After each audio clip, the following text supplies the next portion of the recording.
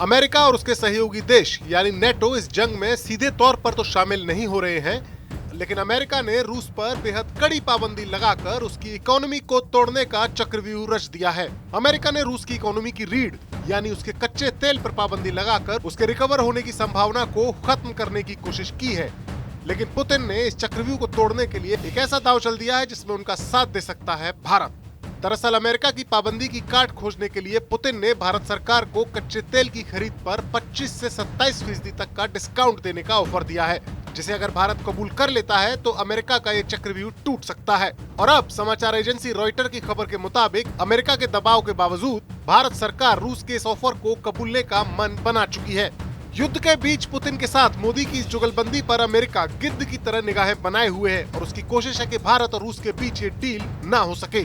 दरअसल भारत अपनी जरूरत का 80% कच्चा तेल बाहर से ही आयात करता है, लेकिन इसमें रूस की हिस्सेदारी महज 2 से 3% तक की है।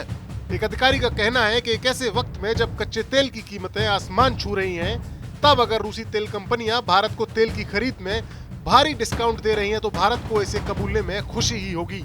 हालांकि रूस के साथ तेल का सौदा करने के लिए ट्रांसपोर्टेशन, इंश्योरेंस और बाकी इंतजाम को तैयार करने में वक्त लगेगा, लेकिन जैसे ही ये तैयारियां हो जाएंगी तो भारत रूस से तेल खरीदना शुरू कर देगा। रूस पर लगाई गई पाबंदियों की फेहरिस्त में उसके इंटरनेशनल बैंकिंग सिस्टम यानी स्विफ्ट से बाहर होना भी शामिल है, यानी रूस के साथ किसी भी सौदे में डॉलर में भुगतान नहीं हो सकता। ऐसे हालात से निपटने के लिए भारत और रूस रुपया रूबल के एक ऐसे फॉर्मूले पर काम कर रहे हैं जिसके तहत दोनों देशों के बीच का व्यापार उन्हीं की मुद्रा में होगा। ये ठीक वैसे ही है जैसे अमेरिका ने जब ईरान पर पाबंदी लगाई थी, तब भारत ने ईरान से तेल के आयात की रकम का भुगतान रुपया रियाल समझौते के तहत किया था। कच्चे तेल के अलावा भारत रूस और उसके सहयोगी देश बेलारूस से फर्टिलाइजर्स का भी आयात करने की योजना बना रहा है। यानी साफ है, रूस पर लगी पाबंदियां भारत के लिए वरदान साबित हो सकती हैं और उसे रूस से सस्ता तेल और फर्टिलाइजर हासिल हो सकता है। लेकिन भारत रूस की इस डील को रोकने के लिए अमेरिका भी हर वो कोशिश करेगा जो वो कर सकता है।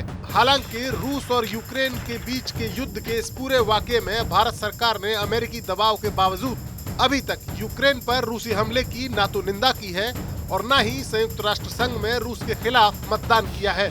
ऐसे में उम्मीद है कि पीएम मोदी बाइडेन के इस दबाव को भी दरकिनार करके रूस के साथ कच्चे तेल की वो डील कर लेंगे जिसमें भारत को काफी मुनाफा होने की उम्मीद है।